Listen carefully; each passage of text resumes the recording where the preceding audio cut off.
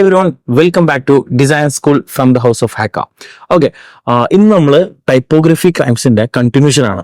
Okay, typography crime number 9, doubling down on serif. Serif type നമ്മൾ heading ആയിട്ടും കൊടുത്ത്, സെരിഫ് type നമ്മൾ കോണ്ടന്റ് ആയിട്ടും കൊടുത്ത്, അല്ലെ? രണ്ടും കൂടി വരുമ്പോൾ നമുക്കൊരു എന്തോ ഒരു വിഷ്വൽ ഹൈറാർക്കിക്ക് എന്തോ ഒരു പ്രശ്നം വരുന്നല്ലേ. അപ്പോൾ ഈ സാധനം എങ്ങനെ നമ്മൾ ക്ലിയർ ചെയ്യുക? നമ്മൾ സെരിഫാണ് ഹെഡിങ് കൊടുക്കുന്നതെന്നുണ്ടെങ്കിൽ സാൻസ് സെരിഫ് എന്ത് ചെയ്യാം, നമുക്ക് ബോഡിക്ക് കൊടുക്കാം, അല്ലെ? അപ്പൊ ഈ കാര്യങ്ങളൊന്ന് നിങ്ങൾ നെക്സ്റ്റ് ടൈം ചെയ്യുമ്പോൾ ഒന്ന് ശ്രദ്ധിക്കുക.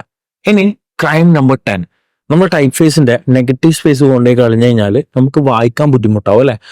ടൈപ്പ് ഫേസ് കൊണ്ടുപോയി ഒരു സൈഡ് വെച്ച് മറ്റേത് കൊണ്ടുപോയി മറ്റേ സൈഡ് വെച്ച് അത് റെഡി അല്ലല്ലോ. അതിന്റെ ഹൈറാർക്കി റെഡി ആവണമെങ്കിൽ നമ്മൾ ഈ കോണ്ടന്റിന് ഒരു ഫ്ലോ വേണം. ആ ഫ്ലോ കളയാതെ നെഗറ്റീവ് സ്പേസ് കൊടുത്തിട്ട് നമുക്ക് എന്ത് ചെയ്യാം, ഈ ഫോണ്ട് അല്ലെങ്കിൽ ഈ ടൈപ്പ് ഫേസ് പ്ലേസ് ചെയ്യാം.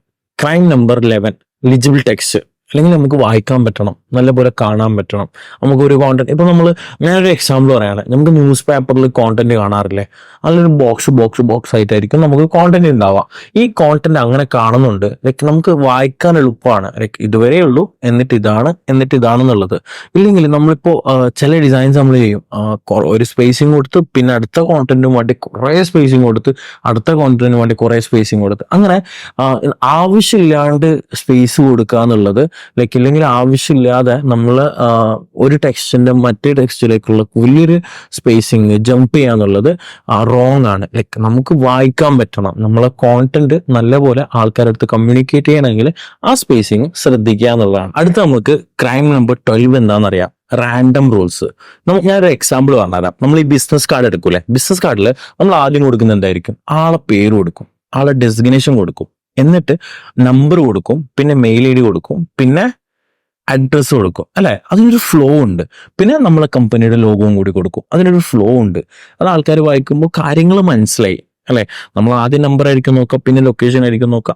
അതിനൊരു ഹൈറാർക്കി ഉണ്ട്. അപ്പോൾ ബേസിക് ആയിട്ടുള്ള ഹൈറാർക്കി അല്ലെങ്കിൽ ബേസിക് ആയിട്ടുള്ള ഒരു റൂൾ നോക്കുക എന്നുള്ളത്, നമ്മളൊരു പോസ്റ്റർ ആണോ അല്ലെങ്കിൽ വെബ്സൈറ്റ് ആണോ എന്താണോ ക്രിയേറ്റ് ചെയ്യുന്നത്, അതിനൊരു ഫ്ലോ വേണം. ആ കാര്യങ്ങളാണ് റാൻഡം റൂൾസിൽ വരുന്നുള്ളത്.